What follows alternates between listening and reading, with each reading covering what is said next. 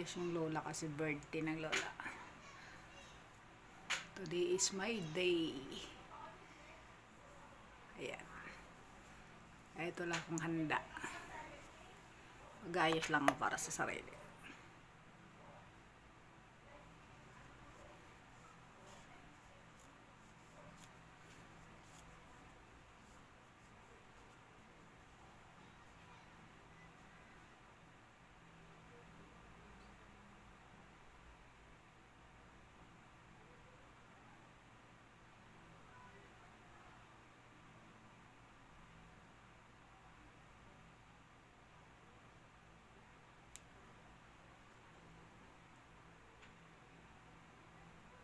So, yan na nga.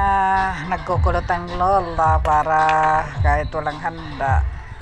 Pero, may sorpresa nga dyan dumating. Hindi pa nga ako tapos magkulot. At may sorpresa yung aking kapatid. Na nagkaisa yung mag-iina para isorpresa ako. Ayan. Thank you very much sa aking pamangkin nasa Korea. 2 pamangkin, Bilisa at saka Mary Chin. Yan. Tsaka siyempre kasama rin ang ate ko sa pagplano ng mga surprise nila. Thank you so much sa surprise po.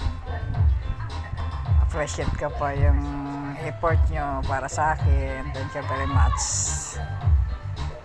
So ayan, ako yung busy magpaganda-ganda lang dyan sana ako eh. So na-surprise nga ako na may darating sa akin bisita.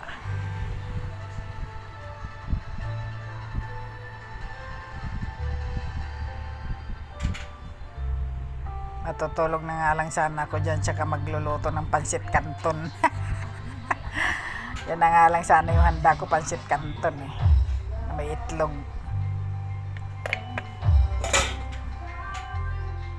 So ayan ang lola nyo, tapos na magkulot. Problema Yan nyo? na nga yung aking bisitang dumarating. Paiwan ko muna si Sasinay. Tapong ko yung sapa. Rio? Ang pangit ni Sassy. Layo? Ang pangit ni Sassy. Nay. Ayan. Kalag. Gawa-gawa ko lang to, Nay. Ano yan? Ano yan? Anong klase yan? Nay. Yeah.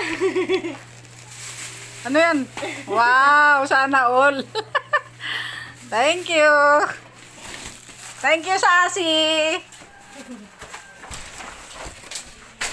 May pa-surprise daw ang aking sister. Basta! Ayan.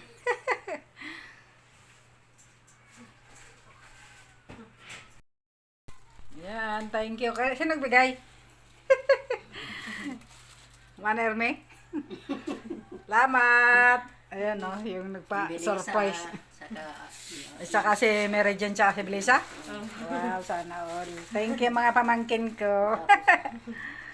Ayan pa si Sassy oh. Ayan si Sassy. Nagdala si Sassy. Sa arte. Happy birthday to you. Happy birthday, Sassy. Happy birthday to you. Mama Inday, sabi na Sassy. Sassy, oh. Happy birthday to you. Happy birthday to you. Happy Yay!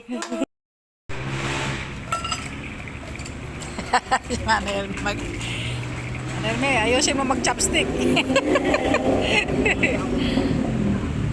Sayo. Sayo ka. Aray. Aray.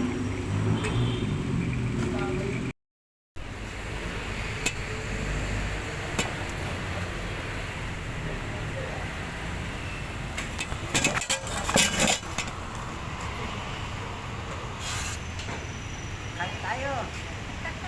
Ganyan ato, para upo. Ay nako Bernardo, kung sumali ka na dito.